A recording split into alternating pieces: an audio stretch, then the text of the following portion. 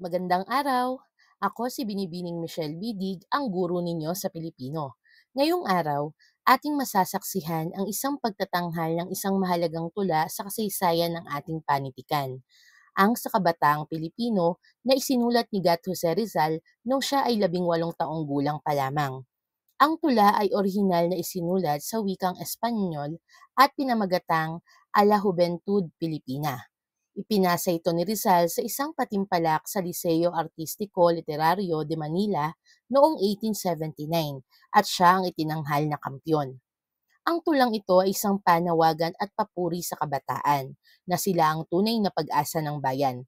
Binibigyang diin ni Rizal ang kakayahan ng kabataang Pilipino na magtaglay ng karunungan, malikhaing isipan at makabayang damdamin na makatutulong sa pagbangon ng inang bayan.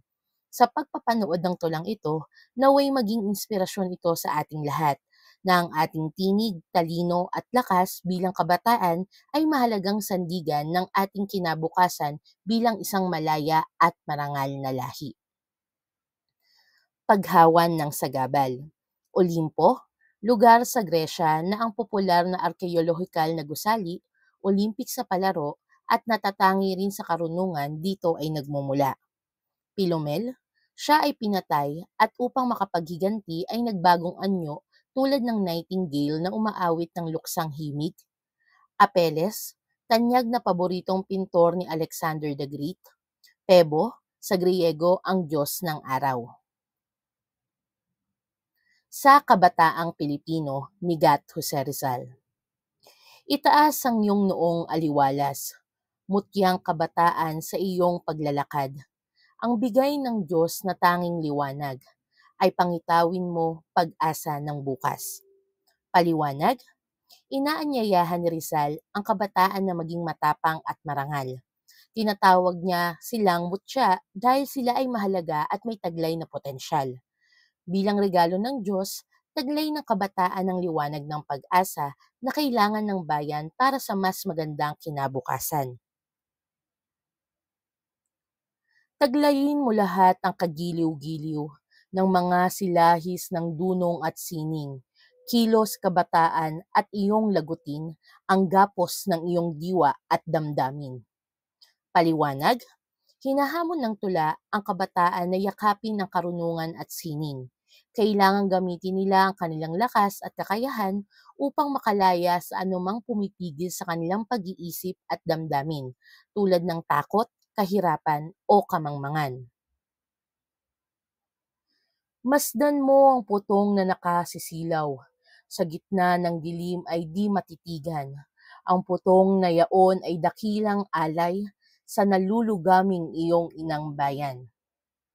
Paliwanag, ang putong o korona ay sumasagisag sa parangal o gantimpala.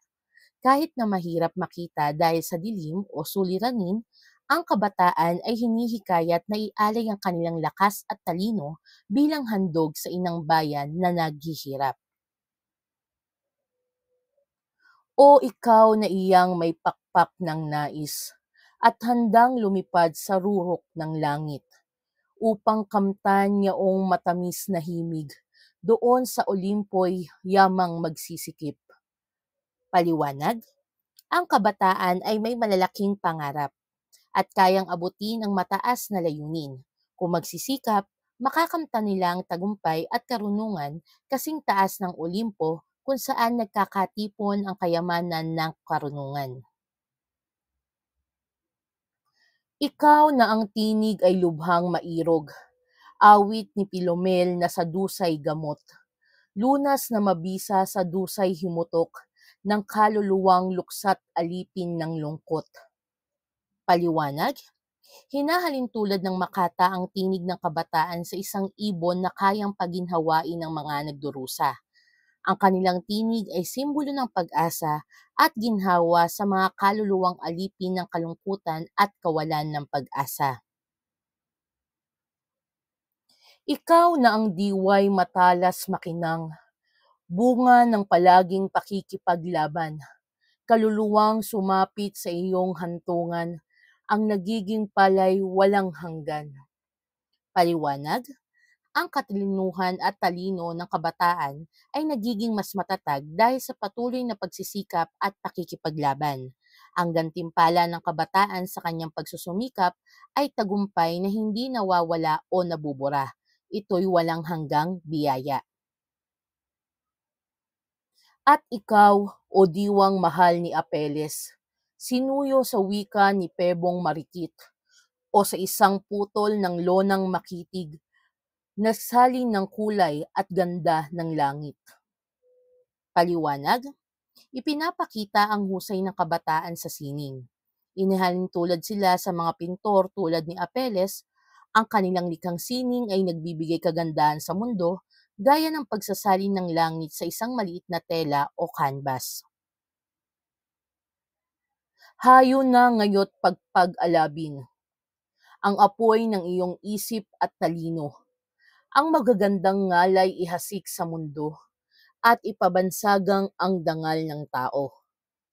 Paliwanag, inaanyayahan ng kabataan na gamitin ang kanilang talino sa paggawa ng mabuti. Ang kanilang galing ay dapat ipalaganap sa buong mundo at gamitin upang itaas ang dignidad ng kapwa at ng sangkatauhan.